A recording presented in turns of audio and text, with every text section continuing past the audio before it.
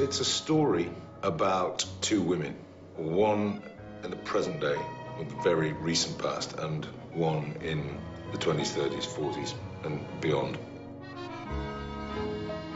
I loved the way the script flip-flopped between a modern-day story and a period story, and that the two kind of mirrored each other and kept pace with each other. Definitely M's process in the beginning was very much about, you know, reading, education, learning, absorbing this world. To create this look of this film, we read tons of books, saw tons of pictures, and of course a lot of blueprints of other films. There are books that Madonna used when she was writing the script, books of the letters, and they're amazing, they're just fascinating. It's refreshing to read a script that has such strong, interesting female characters at its centre. I think it's unquestionable that the film is female strong in the sense that the leads are both female and that the director's female. Okay, ladies, are you ready?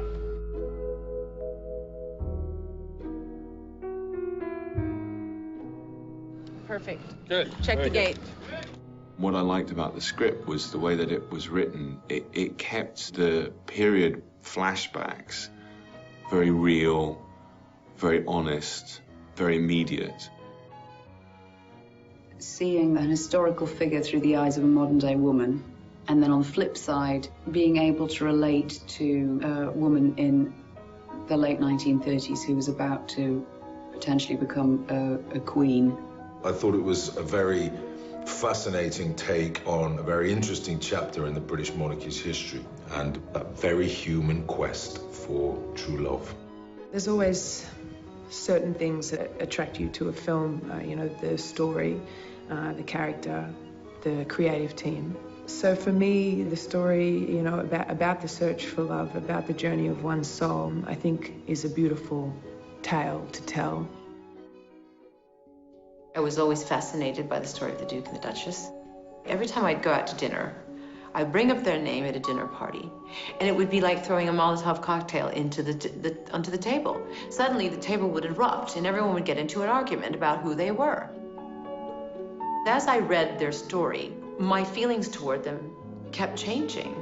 One minute, I was, you know, enthralled and swept up in it, and then the next minute, I was kind of irritated with them and thinking of them as superficial. And then the next minute I thought, oh my God, they're human beings like all of us.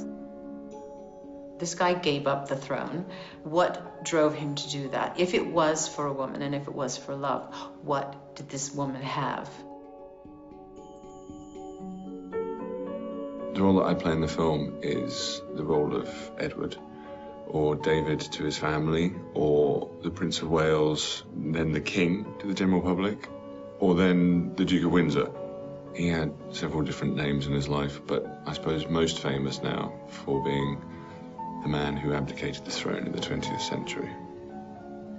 One thing that is for sure is that Edward was one of the greatest celebrities. I mean, this is the beginning of celebritydom. He was absolutely worshipped, adored, fawned over. He was a major, major sex symbol. In fact, if you mentioned his name to my grandmother, she'd have to sit down.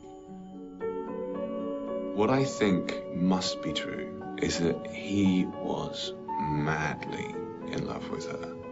Maybe desperately in love with her. If you've given up the empire for somebody, then God, that better be the right person.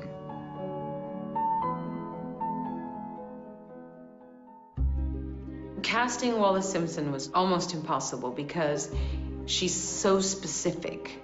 Her persona, her energy, her, you know, the way she spoke, the way she held herself. When Andrea Riseborough walked in the room, I immediately knew she was the one. When I spoke to various people about meeting her, they all said, oh no, she's too young. But the great thing about Andrea is that she has a face that can play a range of ages and a range of emotion. And I found working with her extraordinary. I'm playing Wallis from 28 to 70. So, you know, you get a lot of the 70, but what was she when she was younger? Well, you see like real sort of, you see cine footage of her getting on and off boats and her and Edward together and not being relaxed. And the interesting thing is what happens when you imagine what they're like, just those two, just we two in a private space. To my grandma, she was just this sort of American woman who'd taken away this king who was the first king really to fight for the common man. I just remember thinking that her spirit must have been such that she was compelling enough that he needed to be with her.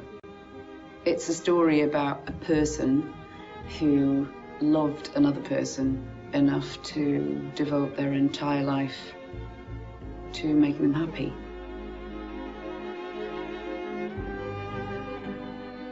What we weren't interested in doing is just recreating Wallis Simpson.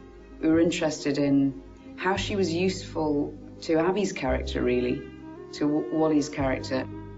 Wally and Wallis have an extraordinary relationship in the sense that Wally's obsessed with the idea of Wallis's life and how perfect this ideal love seemed to be that she had with Edward.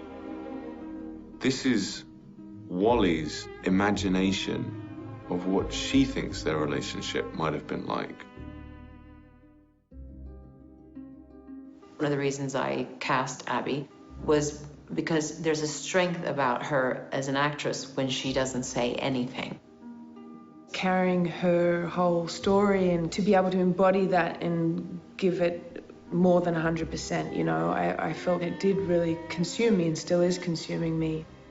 It was important for me to create a character that was also trapped in a relationship that was not rooted in love. Because she married for security, she's longing for love. And a lot of people marry for love and they're longing for security. So this is the conundrum.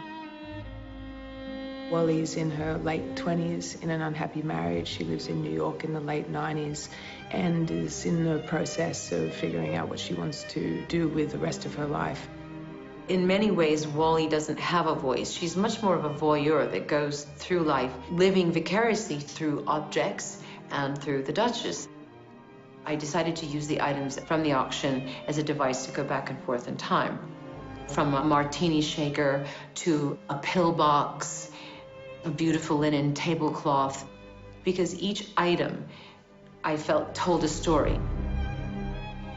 She goes on this journey thinking it was the greatest love story, and oh my God, how could this man give up such a powerful position, only to realize that it wasn't such a perfect love. She's been living in an environment that's so kind of dark and suppressed. They've been married for about 6 years. They want to have a child. She's given up her job to focus on having a baby, and as that becomes more imminent, things really start to fall apart. They are, to all intents and purposes, a celebrated society couple. He is a very successful, hotshot child psychiatrist. They live in a beautiful apartment in the Upper West Side, and they have it all. You know, so it seems, but actually they don't have it all. They have a lot of issues. He can't deal with her independent spirit, her needs. She's stuck inside this fabulous apartment that has no joy and no love. She's looking for an escape. She needs a fantasy. When she meets Evgeny, their friendship is just so open and so free. They're almost like two kids. They just speak their minds to each other. I play Evgeny Kolpakov, who is a Ukrainian immigrant. He's working as a security guard in Sotheby's. Evgeny and Wally are both lost souls when they find each other. They're both, you know, he's in a kind of mourning. He's lost his wife. I don't think he's terribly challenged or happy about the job he has, and she's not happy either, and they find each other. When I first read the script, what I liked the most about the character was there's a mysterious quality to him, and his sense of humor is very dry, so you're never really sure where you stand with him. He's actually a pianist and a sensitive artist, and ends up falling in love with Wally. The scenes are very intimate and all about two people who immediately are just comfortable together, and particularly Abby. I don't know anyone that's quite as comfortable in their skin as she is, you know, just completely always at ease. And that was just invaluable. Wallis Simpson famously wore designers like Schiaparelli, Monbachet, Valentino, Christian Dior. She had an incredible aesthetic. I mean, her style was something that was just so brave. She was so bold in her style. They were fashion icons and still live on to this day as fashion icons and have inspired many fashion designers and lots of fashion collections. They're kind of a wealth of inspiration. She had every fashion house from Schiaparelli to Balenciaga to Christian Dior creating these magnificent dresses and clothes for her. I have the great fortune to wear the most extraordinary costumes in this film.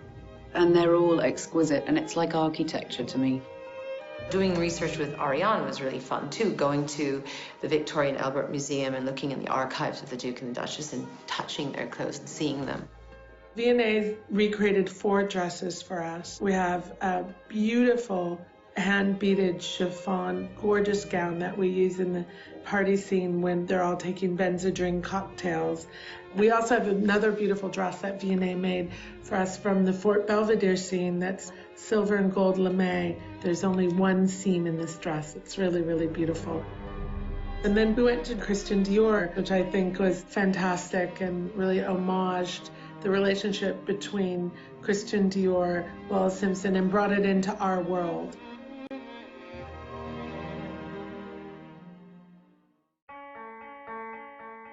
Andrea Riseborough has 50 costume changes in this movie. James D'Arcy has 30. Abby Cornish has 40 costume changes. It's just a hungry movie for costumes. We have so many costumes. So every day on set is a fashion moment. Turn over. Hey, camera. Yeah. Action.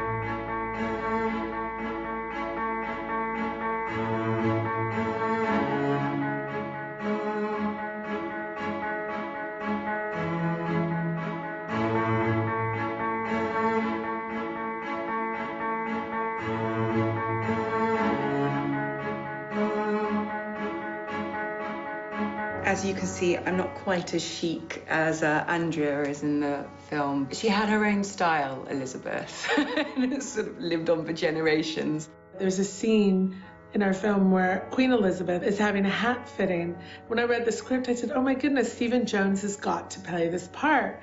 No, I was amazed when I got the phone call one day from Madonna saying, could I be in the film? I mean, it was incredible and such an honor. Actually having Stephen Jones put the hats on your head in a scene is pretty special. It's good when you have a laugh. Good. Right, there you go. And it looks lovely on top of that hat. The jewelry alone is just such a huge part of our film. So we worked with Cartier.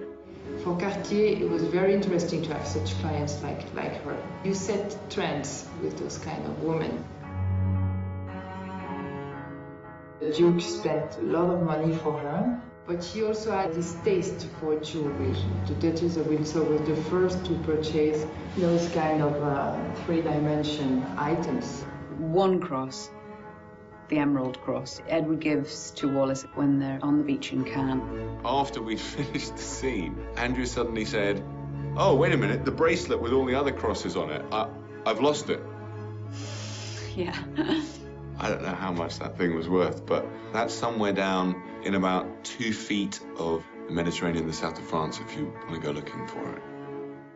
The great thing for me is Madonna really cares about visuals and she really understands costumes. I mean, we have a director that understands couture from the most visceral standpoint of having worn it herself. Her heart is in a place that is so passionate and so excited about the project that it's difficult not to be swept up by that and want to go the extra mile.